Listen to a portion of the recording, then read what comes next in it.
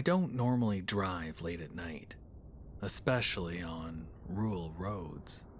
There's something so uniquely eerie about the desert Southwest at night. The way the undisturbed moonlight hits the arid, shrub-covered landscape of northwest New Mexico. I always used to remind myself it's nothing to fret over, that all would be fine if I just stayed in my car and kept driving through the night. Anyone who has traversed the two-lane highways west of Albuquerque understands what I'm talking about. Even when you're alone on the road, your headlights illuminating nothing but shrubs, you feel another presence, as if you're not alone. And that's because you're not. December 2018.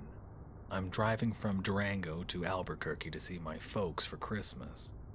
And I'll be as blunt as can be, it was 2 a.m. and I desperately needed to find a gas station bathroom to figuratively destroy. Blame it on the midnight Taco Bell, blame it on what you will, but I knew I had to overcome my fear of what lies in the dark. What roams the barren New Mexico landscape once the sun bids us adieu. I continued for miles, scouting out anything resembling a bathroom, and just as I was about to give up, a sign appeared from what seemed to be out of nowhere, almost out of thin air. US 550, scenic rest stop, 1.5 miles. I remember asking myself, what makes this rest stop so scenic? And I don't recall this ever being here.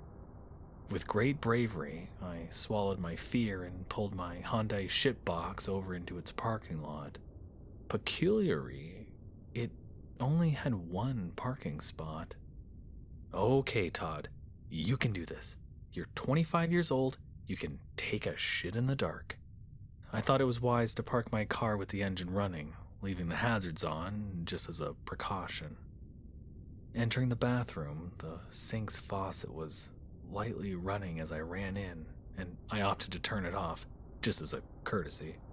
I hastily walked into the lone stall in the men's bathroom. As far as I remember, I don't recall seeing a women's room, but I ignored it at the time. As I did my business, the faucet abruptly came back on. "Anyone in here?" I foolishly asked out loud. No reply.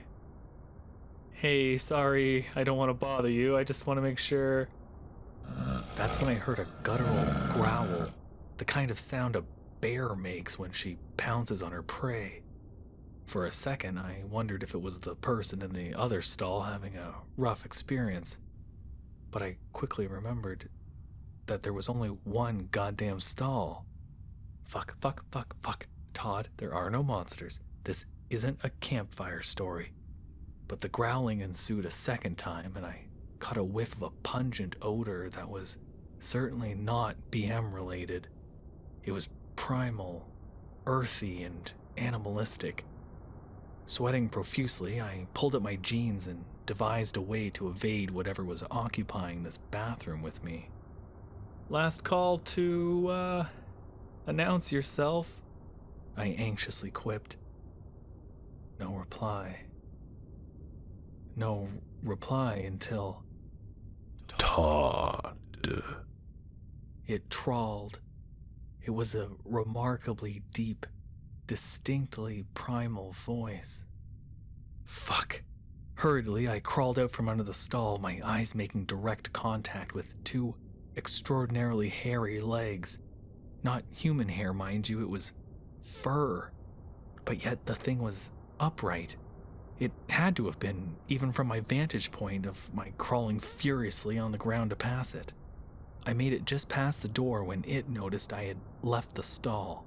Its next growl was ear-piercing, earth-shattering, and positively terrifying. It's a sound that signals, I want blood. I sprinted past the door, not once looking back at the predator chasing me. I thanked the stars as I left my car on as a precaution.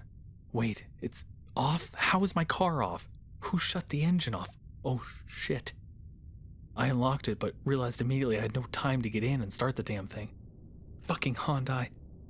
In a split-second decision, I ran behind my car and crouched behind it, hoping it would throw off the creature for just a second, before hauling ass back to the building, running a lap around the rest of the shop's facade. It followed, growling incessantly, its strengthening odor signifying its close proximity.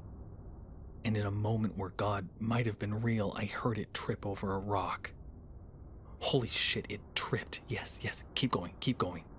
Not wasting a second to celebrate, I made it back to my now unlocked car and turned the key in the ignition at breakneck speed. I put the shitbox in reverse and kicked up dust as I left the rest stop from hell. Back on the US 550, I finally caught my breath as I accelerated rapidly down the road, the moonlight in my rear view. As I caught a glimpse in my rearview mirror, I saw it, on its hind legs, making breakneck speed towards my car. Redlining the engine, I furiously locked my foot on the pedal until it left my vision. To this day, I'll never understand its appearance. Mind you, it's mind-bogglingly tall when it's upright, with lanky, thin arms and legs that seemingly take over the place of an upper torso. But that's not what keeps me up at night. It's not what sent me spiraling for months on end.